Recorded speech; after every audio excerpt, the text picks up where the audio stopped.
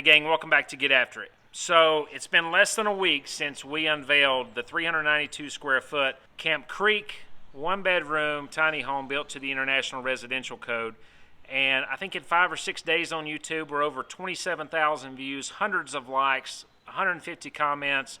And in this video, I'm going to answer the most common questions, and there were a few of them that you guys left in the comments or sent us by email. So with that, let's get after it. So, first question, hot water heater. So as you guys can go back and recall, we have a tank water heater in this tiny home, and it's 40 gallons. So a lot of people ask, why in the world put a tank water heater instead of a tankless in a tiny home? And believe me, folks, I get it. I am with you. This caused me more heartburn than potentially anything else that we did on this home. Here's the short of it. Our homes are built to the International Residential Code modular specifications for any given state that we're building in. In this case, it's Georgia.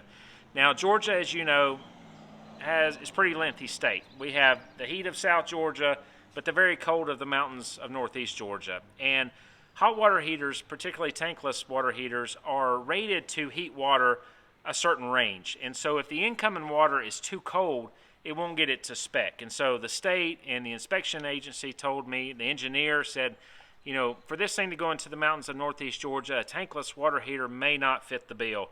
So I got with my plumber, who is a new construction plumber, builds multi-million-dollar homes all over the mountains, Lake Burton, Northeast Georgia, and he said, Michael, they're right. I've had several clients over the years that think they want tankless, and in the throes of winter, they call me and say, it's not heating my water enough. I want you to come and put me in a tank water heater. So that's what we're doing. As you guys know, we have to build to the highest common denominator in any given state that we're in. And in Georgia, this home is way overbuilt. It's built to withstand the wind loads of the coast, whether that be a hurricane or tropical storm winds, or the mountains of Northeast Georgia where they get a ton of snow. And so this thing is way overbuilt to sustain both of those extremes. And we have to assume that this is going into the mountains of North Georgia. Thus, a tank water heater is necessary to ensure that when people turn on the faucet, they're going to get the temperature of water that they want, and they're not going to be shortchanged in the wintertime when incoming water can be perhaps a little cooler if it's coming from a municipal lake or reservoir, that sort of thing. So great question. It's not lost upon me. I'm with you. It drove me bananas too. So that's the first one, was hot water heater. The second one, foundation. What type of foundation does this home go on? Great question. This particular home is engineered to go into a crawl space. So like a 3-foot crawl space home. This has an engineered 2x8 floor system, a Vantech, I think 3/4 inch or 1 inch decking on top of that. People have asked, can you put it on a slab? Maybe so, although most of the time on a slab, your sewer and your water and everything is running the concrete before it's poured. Are there chances that you can make that work here? Maybe, but I wouldn't suggest it. Stay away from a slab for this particular home. The next option is a basement.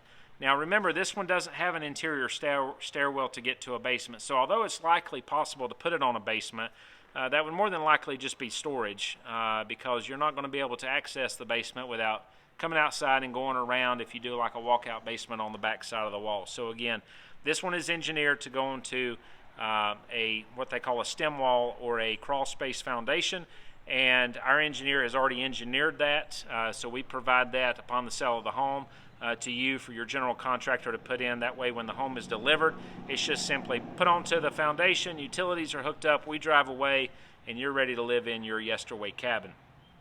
Next question is delivery. So unlike tiny homes on wheels, you're not going to back a pickup truck up to this thing and move it. It's not made to do that. This is a home built to the International Residential Code, which means this home is going to be delivered by an approved modular company that does nothing but delivers modular homes. They have all the equipment, they have the relationships with the state's departments of transportation, and all the things they need to safely move a substantial size home down the road and make sure that it gets reset properly. The first 150 miles of delivery are included in the price of this specific home. Anything above that generally is usually $7 to $8 a mile, but call us for updated quotes on that as those change from time to time, frankly, depending on the price of fuel, and we'd love to get you an updated, accurate quote based on where it's going. Insulation. What kind of insulation's in this home? Again, our homes are built to the International Residential Code, and we're building to the highest common denominator because we want this house to be able to leave our factory and go anywhere in the state of Georgia. That is the hottest part of South Georgia and the coldest part of North Georgia. So with that, our insulation is this. It is R50. We have to be at R50 or above in the ceiling, R15 in the walls, and R22 in the floor system. That does not account for interior or exterior wall coverings, finishes, that sort of thing. That's just the raw insulation. I can tell you that when it came time to order insulation for this home, we couldn't find R50. Like a lot of building supplies, just weren't in stock, didn't want to wait on it. So we're actually closer to R60 in the ceiling of this home. And this home also has vented soffits. So air is able to access the attic space here above, right below the eaves. And then we have a vented ridge cap where that air is able to move, keep the attic space cooler, which helps keep your home more efficient. The insulation sits just above the ceiling inside the home. That way the attic is more of that hot, humid space that you often see in site-built homes. A lot of tiny homes aren't built that way. Ours are, because again, we're building to that higher IRC standard, and we want this to be a house that lasts generations and a roof that lasts generations.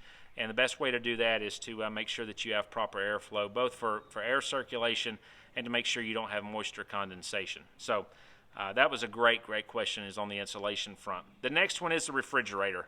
Michael, I've got to have a refrigerator. Where's the refrigerator? Who builds a tiny home without a refrigerator? We don't. Here's the deal. You guys could see over here in the corner that there was an actual alcove for a refrigerator. We ordered it. It showed up. It didn't fit. It wasn't the right one. Things are on back order. It's going to be a couple of weeks. But the kitchen appliance package is going with this home. Stainless steel appliances. The refrigerator's coming. But again, I guess that's a good question, but we're not going to sell anybody a home. A lot of tiny home companies don't even include appliances. We are for now, until we somehow figure out why it's not the best thing to do. But we install those and make sure that everything's up to par, and that's what we're going to do until the market tells us they want something different. So the refrigerator's coming, and maybe even by the time you see this video, it will already be in. The next one is why modular. What is modular? What is manufactured? What is tiny homes? What is park models? Here's the gist of it. Housing basically breaks up into 4 different categories. At the very top, you have International Residential Code. That includes site-built homes and modular construction built and engineered to that same code. That's number 1. That's at the top. Those 2 definitions, or those 2 classes of homes in that one classification, actually qualify for a 30-year mortgage. Those are considered assets. They're going to go up in value over time and not depreciate. Right under that, you have what the industry refers to as a manufactured home. Us in the South, we refer to that as a trailer, a double wide, a single wide. These are the homes that you see going down the road, wrapped half in plastic until they're delivered, and they are actually built to the HUD code, the Housing and Urban Development Code, and that is a code that allows for homes to cross state lines like you can see trailers do. You can get sometimes, I think, a 20 or 25-year mortgage on those. I'm not sure. But again, they are built to a little bit of a lesser code, and the biggest difference is over time they're going to go down in value. They're on a metal frame. They have axles permanently attached. The folks who move them generally are going to bring them in, take the axles off, jack them up, put them on blocks, tie it to the ground, put some skirting around it, and that's a great solution for a lot of people. I've spent a lot of my life living in single wides when I was little and graduating up to a double wide in my adult years. Frankly, after I was married, we lived in a double wide for a while. So those are great solutions. It's not what we do, but that's probably number 2 on the list. Number 3, what we refer to as park models. These are the tiny homes that aren't meant to pull around every day. They sort of get pulled into a spot, anchored to the ground, and left for a considerable amount of time. Just Google park model, you'll see what I'm talking about. Got a lot of friends in that industry that build them, that sell them. I love those folks dearly. They build good products. Here's the gist of it. Got some friends in that industry that tell me selling those things $150,000, $160,000 isn't that big of a problem until someone needs financing, and then they find out that they are built to an RV code, a recreational vehicle code, which means that lending institutions are only going to loan for 5 or 7 years, I think. Maybe 10, but I've not really seen 10. I think it's 5 to 7. Well, you take a $120,000, $150,000 tiny home, and all of a sudden you've got to have it paid off in 7 years. Your payments are crazy, and it defeats the whole purpose of someone wanting to go tiny or live smaller, which are to get your freedom back, to get your life back, to live in a smaller footprint, to save money, to be able to invest, to be able to not have to work so much. If you're having to make $3,000 a month tiny home and land payments, it sort of defeats the purpose. You might as well go out and get a $1,200 ranch house and have a $1,000 a month payment because it's amortized over 30 years. So that is the biggest difference. So number 1 and 2, the biggest reasons why modular is the way to go for most people. Number 1, superior engineering. These homes are built to go anywhere in the state of Georgia or any other state where we're approved. So they're overbuilt in the construction, whether it's wind uplift or snow loads. It doesn't get any tighter than this. I've been involved in helping construct homes over the years, and I can tell you that these trusses in the ceiling are closer. The strapping, the fasteners, every component of this home is overbuilt, and even my engineer acknowledges that. But that's what we're trying to do. We're trying to build to that highest common denominator. So not only are these things permissible anywhere that we want to send them, but it's also a home that's going to last perhaps generations because it's so tightly built. The other one is bathroom fan. Michael, you got to have a bathroom fan. I messed that up. I went around panning shots trying to get you guys a tour of this home, and when I got to the bathroom, I didn't show the ceiling. I'll try to overlay that here, but I'm not very technical, so if I don't, you got to trust me. There's a 40 cubic foot per minute fan in the bathroom. You're right. You got to have it, and this one is significant, and it's overkill for this bathroom. So if you're a little bitty person, you might want to hold on. This fan's legit. So we got a fan, and appreciate you guys noticing. There's some astute folks on YouTube. They don't miss anything. The next one and the final one I'll leave you with is price. Michael, what does this home cost? This particular floor model, the 1-bedroom, 392 square foot, starts out at $98,000.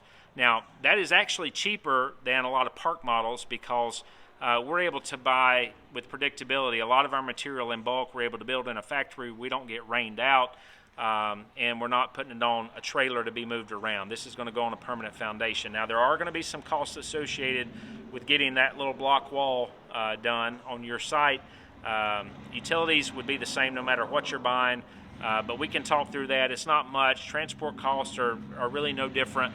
The only difference would be, and we've even seen this with park models that we do not build, is sometimes if it's in a precarious spot, then they'll have to be craned into place. So it could be if you're in a tight spot or want this to be an accessory dwelling unit and go behind an existing home, that we would need to employ a crane to help set it there. But again, that can all be talked through on the front end before a contract is even thought about being signed. So this one starts at $98,000, goes up. This is a 1-bedroom, 392 square foot, qualifies for 30-year financing, and we've got a 2-bedroom model that's going to be starting around, I think, 145, 148.